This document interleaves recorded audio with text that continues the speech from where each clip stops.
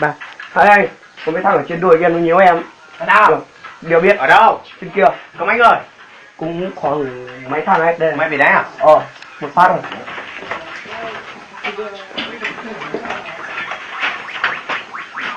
Đưa đây. Chuẩn bị được chưa? Anh mày lên thử thôi. Đi.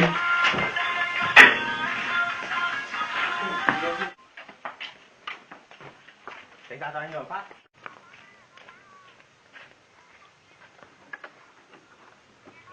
Lên phát.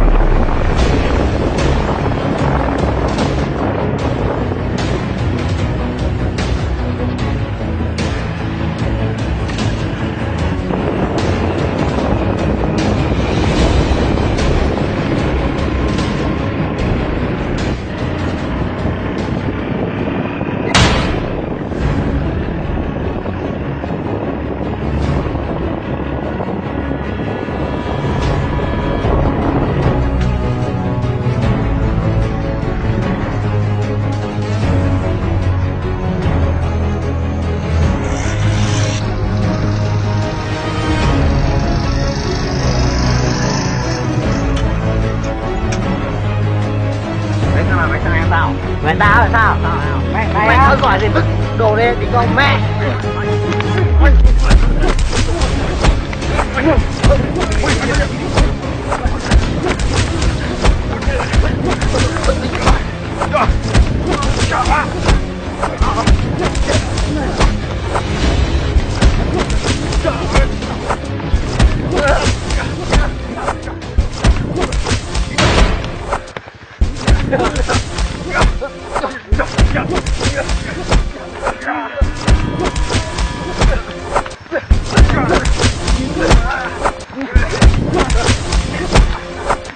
Mày đến đây nào.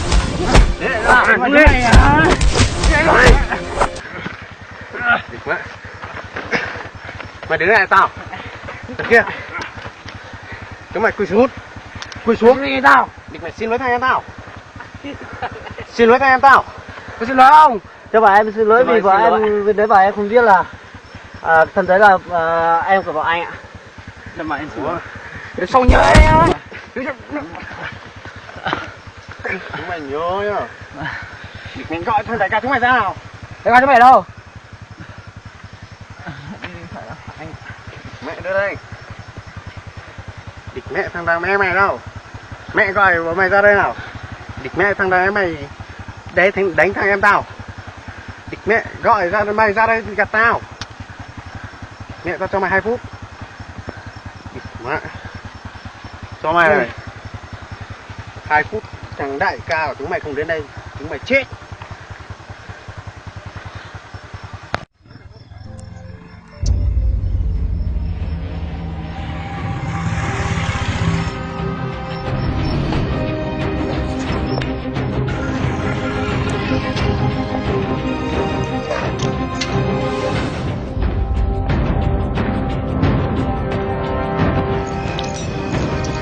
Sao chúng mày lấy lại em của tao ấy? Mày dẹp mày đây kiểu gì mà đừng càng người ta nguyện đường mà ra đánh. Thời gian đấy là thằng em của tao đi. Bây giờ mày phải chịu trách nhiệm những gì mà bọn nó đã làm. Thằng em của tao ấy. Cút cút. Giờ thì chúng mày muốn gì? Có gì cũng sao bây giờ. Chắc mày cũng sao? đã biết rồi. Bởi vì mày đã trải qua làm đại ca, chắc mày cũng đã biết việc này phải xử lý thế nào. Từ đó bọn tôi sẽ cho từng người đâu với mày.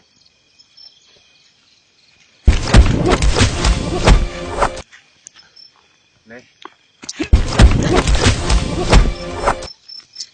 Mẹ mẹ mày làm gì cả đồng bôi dê.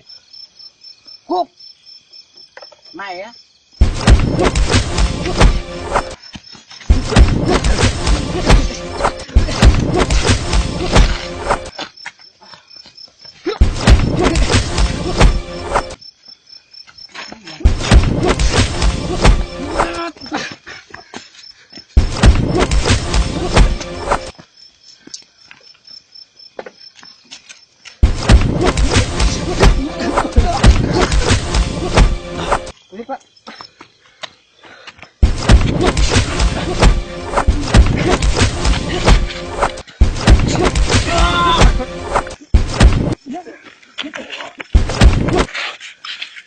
Có làm sao không?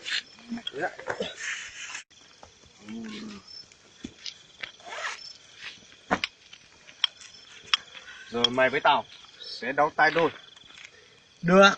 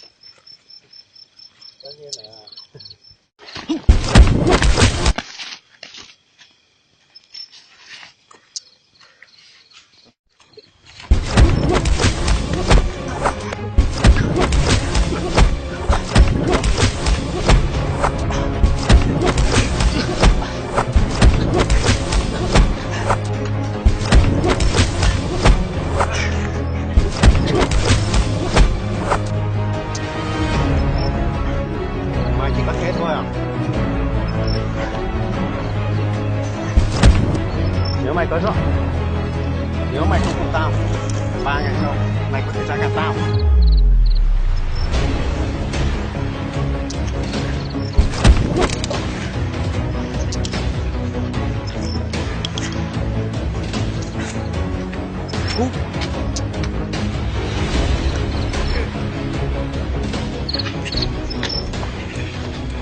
Bọn mày dám làm được ăn cái gì cả. Đứng đi. Mày đi.